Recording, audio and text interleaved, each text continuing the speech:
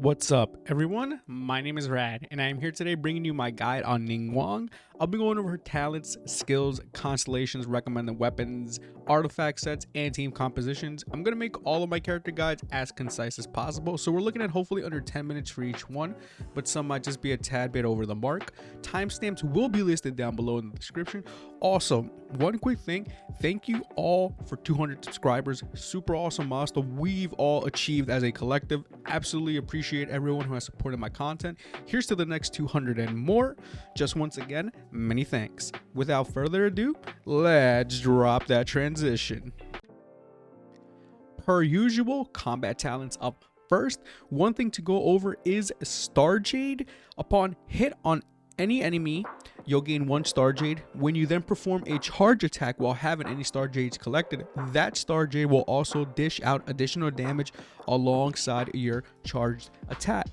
Moving on to elemental skill, Jade Screen. Ningguang generates a Jade Screen that dishes out AoE damage. The Jade Screen blocks enemy projectiles, and the damage it can take is based off Ningguang's max HP. Cooldown is 12 seconds. Elemental Burst, Star Shatter. Ningguang shoots a whole bunch of gems that deal geo damage. If her Jade Screen is out during this, it'll also fire additional gems as well. It is an extra 6 additional while near the Jade Screen. Cooldown is 12 seconds and energy cost is 40. Passive talents. Backup plan. When you've collected a Star Jade, you earn 1 from a normal attack. Her charge attack will not use up your stamina. And strategic reserve. When a character passes through her Jade Screen for the next 10 seconds, they will receive a 12% geo bonus damage. And Trove of Marvelous Treasures, that's self-explanatory.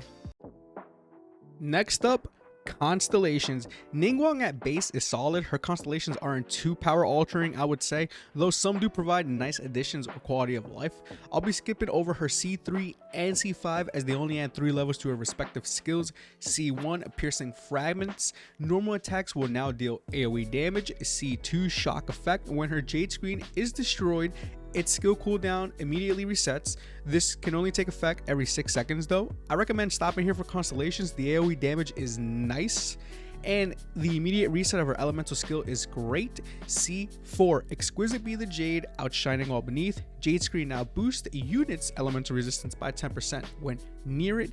And C6, Grandeur Be the 7 stars. Now upon using her elemental burst, she gains a 7 star Jades.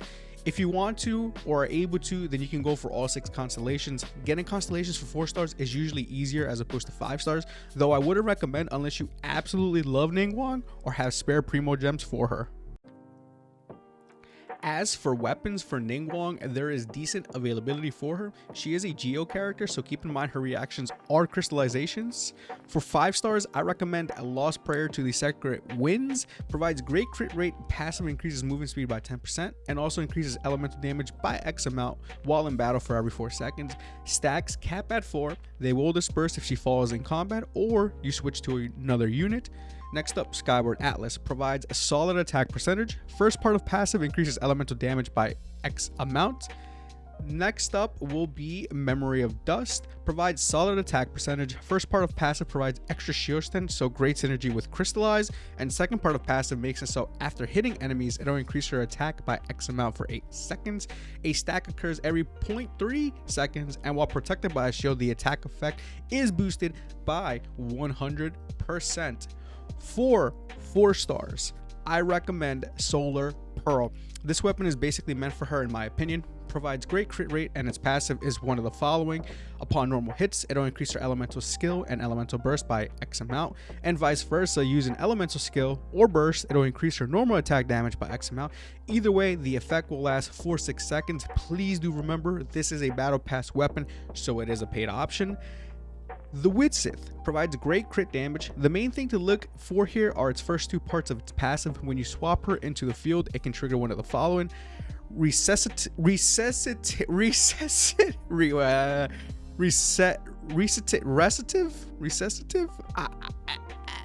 I don't know how to pronounce that.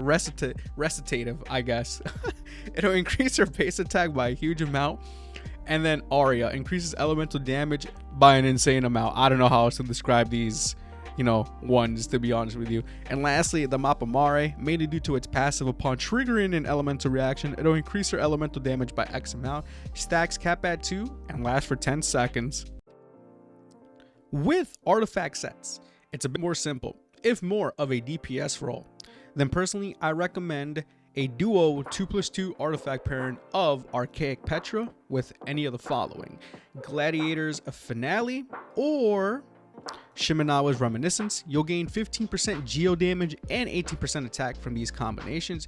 If you plan to mainly quick swap and just use her for her burst, then I would recommend, again, 2-piece Archaic Petra, but this time with 2-piece Noblesse Oblige. You'll retain the 15% geo damage on top of a 20% damage bonus to her elemental burst. I suppose you could also do 2-piece Archaic Petra with a 2-piece Emblem of Severed Fate, but her elemental burst is only a 40 cost, so unless you really need energy recharge, you could probably skip this combo, or at that point just try to farm 4-piece Emblem, since you'll also receive a 25% damage boost to your elemental burst based off her energy recharge, and you can also increase that to a max cap of 75.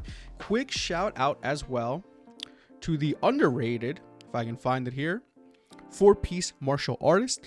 It increases normal and charge attack damage by 15%, and also after using her elemental skill, it'll increase it by another 25% for 8 seconds. Really underrated set for her and great as a substitute early on.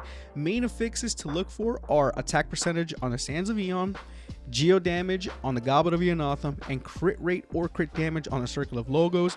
Minor affixes are crit rate, crit damage, attack percentage, or energy recharge. If possible, try to aim for a 1-to-2 crit rate, crit damage ratio. Example, if you have 50% crit rate, then aim for 100% plus crit damage. So this is a brief team composition explanation, only because I'd say that with any Geo character you can make it work with any composition, from mono Geo to vaporize to melt, etc. They are mainly swap out characters, I would say, most of the time use for their elemental skill or burst. Crystallize doesn't offer any form of damage as opposed to other reactions. If they are the main DPS on your team, then of course things are just a tad bit different, but not by much. Final thoughts. I do enjoy Ningguang. Sure, she doesn't do the most insane amount of damage like others out there, but for being a 4-star Geo character, I think she is super solid. Also, I'm an avid fan of her aesthetic. I think she has a really nice pop to her. If you summon and you end up getting her, would I recommend to level her up? I'd say no, only because Geo characters are more so about raw damage. They don't really have crazy reaction multipliers like Hyper Bloom or Melt or Overload even. But then again, I don't care about damage values in Genshin Impact, since there isn't an endgame besides Spiral Abyss as opposed to Honkai Impact 3rd, but that's a story for another day. If I like them as a whole, then I'll use them. But we're going to transition to the outro, so I'm going to just do this all in one take. First Geo character in the books. Pretty cool that it was Ningguang. I do have my next 2 character guides lined up, so stay tuned for that. But thanks to those who watched this throughout. If you enjoyed or disliked today's video, you can either drop me a like or a dislike. I'm always open to constructive criticism.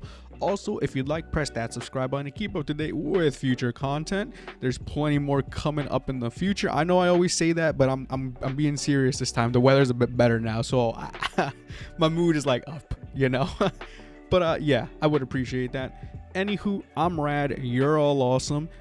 See you later.